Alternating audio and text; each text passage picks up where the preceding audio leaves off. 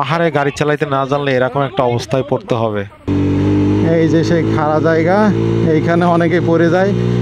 পাহাড় এমন একটি জায়গা যেখানে নতুনদের আসলে তেমন জায়গা নাই। আপনাকে যদি পাহাড়ে ভালো রাইডার হইতে হয়, আপনাকে গাড়ির গিয়ার এবং ক্লাচ সম্পর্কে খুবই এক্সপার্ট হইতে হবে। কখন কোন সময় কোন গিয়ারে থাকতে হবে, পিকআপে থাকতে হবে, কতটুকু আরপিএম এ রাখতে হবে, এই ব্যাপারে আপনাকে খুব এক্সপার্ট হইতে হবে। আর আপনি যদি পাহাড়ে নতুন একেবারেই আসেন, তাহলে আমি বলবো যেগুলো ছোটখাটো পাহাড় আছে, মিরিঞ্জা, তারপর আলীকদম, এই ধরনের ছোটখাটো পাহাড়ে আগে আসেন এবং অভিজ্ঞ একজন রাইডারের সাথে আসেন যে আপনাকে এই পাহাড় সম্পর্কে বুঝাবে, জানাবে। এরকম কারোর সাথে গেলে আপনি পাহাড় সম্পর্কে জানতে পারবেন। দেন আপনি তখন নিজে নিজে একা ভালো উঁচু বড় বড় পাহাড়ে রাইড করতে পারবেন। তা না হইলে এই ধরনের অ্যাক্সিডেন্টের সম্মুখীন হবেন। এই দেখেন কেওক্রাডাঙ্গের কি একটা অবস্থা, লোকজন পড়ে যাচ্ছে, আসলেই পড়ে যায়, অ্যাক্সিডেন্ট হয়। এই জন্য বলবো পাহাড়ে আসতে হলে অবশ্যই আপনাকে গাড়ির সম্পর্কে ভালোভাবে এক্সপার্ট হইতে হবে। যেখানে আমি দেখেন শুধুমাত্র আমার এই কারাইলকে নিয়ে আমি 30-32-এ স্পিডে উঠে যাচ্ছি 1 নম্বর 2 নম্বর গিয়ার দিয়ে।